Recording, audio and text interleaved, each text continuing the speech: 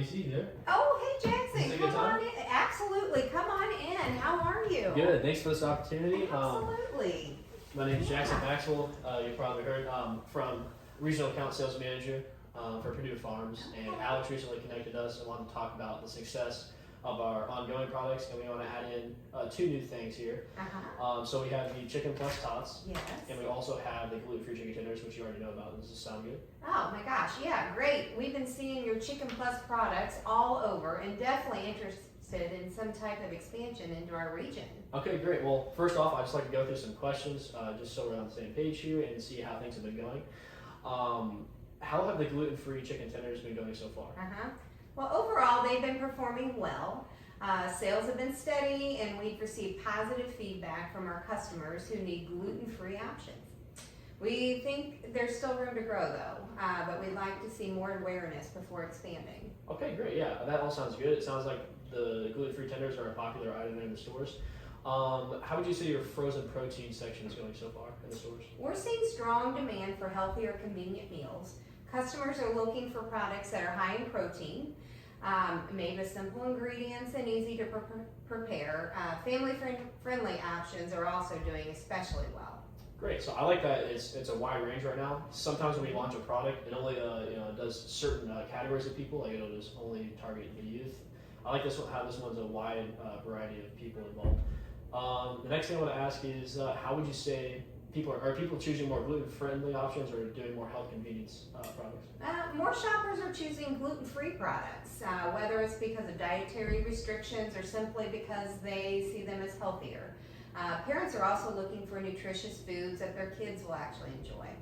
Yeah, great. So I really like how those questions went. It looks like we're doing pretty well here. I'm just going to go ahead and just do a brief rundown of both products again. So This is our Chicken Plus Tots. This is the new one that we are showcasing for you today. Oh, nice. Okay. Yeah, so packed with protein, veggies. It doesn't have a lot of high sodium. It's not loaded with fats like the traditional protein packed meals are in the freezer aisles. Okay. So this is going to be a great health alternative, especially family members or parents that are looking for healthy alternatives for their children. This is also a great option there too. So you don't have to stick with those, unhealthier items. And as you already know, these are your gluten-free tenders, which you already have. You guys already know a lot about. We're just looking to basically take this from the couple stores that you have and make it like region-wide. So, do you have any questions about any of this so far? So shelf space is always limited. So every product has to earn its spot. We also want products that can increase sales without slowing inventory turnover.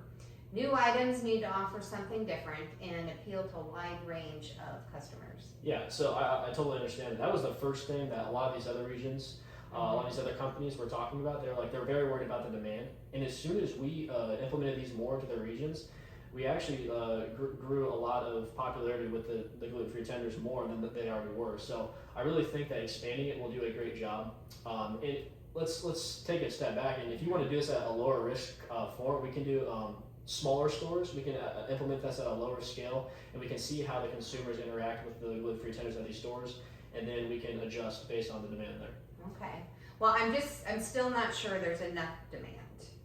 Okay. Well, I think with what I've already described to you is that these tenders were already looking like a problem in some of our other regions, and as soon as a couple of the consumer bases increased, we got these all over the regions, and it really drove a lot of sales for all these other companies. So we've had a lot of success, like Alex was talking about too earlier. So I really do think that increasing, and like I said, if you want to go low risk, we can do a couple stores. I really recommend making this region wide though. Okay, well, I like the products, but I am concerned about the price. Many of our customers compare prices and need to make sure these products are worth the extra cost. Yeah, absolutely. Cost is always a huge thing, right? You're trying to look for lower costs, you're trying to get more people to buy, you're trying to make sure people are getting what they want, you're trying to get a wide variety of things. That's why we're introducing the new product, the Chicken Plus Tots, because it's simple ingredients, it's not loaded with a bunch of excess additives, it's not high in sodium, it's not high in fat. This is a perfect product for your company, and I think it'll do a very good job keeping you a variety. So maybe if someone wants to go with a healthier alternative, you can go with the Chicken Plus Tots that we're adding in for you today. We can even take a step back and we can do another promotional. We can also, again, add this into smaller amounts of stores, see how the consumers interact with this product. If it does well, then we can go ahead and increase it region-wide. So this is pretty much what we're doing today. Based on what we've seen, I'm just going to We have the chicken plus tots, which is the new addition to our line. We have the gluten-free tots. We just want to make this distribution region-wide, and this will give your customers a wide variety to choose from. So do we have a deal here today? You know what, Jackson? Let's give it a try. I think you've got a really good product. All right, great. If you have any other questions for me, I'm going to leave my business card. Feel free to Okay. reach out as soon as possible, but I'm going to go ahead and give this back to our manager. And yeah. Okay, Get started. absolutely. Yeah, Appreciate it's you nice doing it. doing business with you. Have a good day. You too. So let's just kind of talk about how you think today went. Okay, yeah. Overall, I think you did a good job presenting yourself professionally and building rapport with the customer. Thanks. Yeah. You asked effective spin questions that helped identify the customer's needs before presenting your solution, which is an important part of the sales process. Yeah, I really try to end in those spin questions. I feel like if you don't, you may miss a point. Maybe you're selling them a product that they already have or that they might not use. In the distribution, I really try to hammer that down. Because some products don't always need a large scale distribution because certain regions and certain stores are going to favor more products just depending on where the people are at. But that's what I try to do. Fair enough. All right. Well, what I felt one of your strengths was explaining the benefits of Chicken Plus Tots instead of simply just listing the product features. You also handled the customer's objection respectfully by acknowledging their concern and offering a practical solution, such as a smaller product rollout. Yeah, I try to build that connection base with the client rather than just trying to hammer on that sale. I really think the connection part of it and building that trust is going to get you the sale more in the long term rather than just trying to sell them the sale now and trying to be all pushy about everything. Okay, yeah, fair enough. All right, well, I've got just a couple questions for you. Okay. So tell me, why did you choose those spin questions? Yeah, I chose those spin questions to effectively communicate our consumer needs, the buyer needs, and at scale to see how far we can actually increase the distribution of the chicken tots and the gluten-free chicken tenders. I feel like if I don't ask these spin questions, it's going to be a little misleading. Maybe it's not something you're interested in, and maybe the location is already doing fine on its own and doesn't need these products. All right, well, good point. What customer needs did you identify? I feel like I was identifying a couple of different needs. I feel like the first need I was kind of going with was, the health. People are obviously looking for healthier trends, more protein in their diet, maybe not as much fat, salt, all the unhealthy additives that are in normal foods. So that's why they're kind of looking for this alternative, which is the Chicken Plus Tots.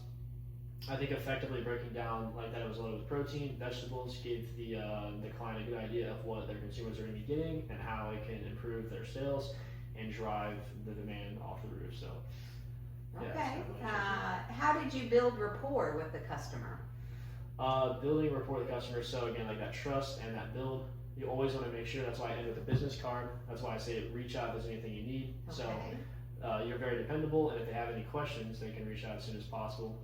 And that's how you build trust and relationship. As soon as I walked in with a handshake, I'd say build a good rapport. Know that I'm not going to be messing around. I'm going to make sure that they're taking care of their needs and our needs also.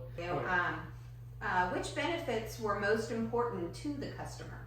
Well, the benefits that are most important to the customer were those health options. Like I said, they're protein loaded. Protein's important in an everyday diet. You need to get your protein in. It's healthy for longevity. It's loaded with veggies, and this chicken was healthier than normal alternatives because they don't have as much fat, they don't have as much sodium, and overall, if you're buying this, you're most likely going to be better off.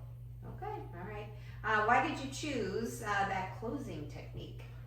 So I chose that closing technique because one, I'm trying to close the deal, but at the same time, I don't want to make it sound too like I'm pushing the sale.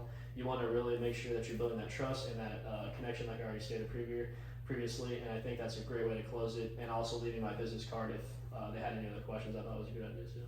Absolutely. Okay. Why is asking questions more effective than immediately giving a sales pitch?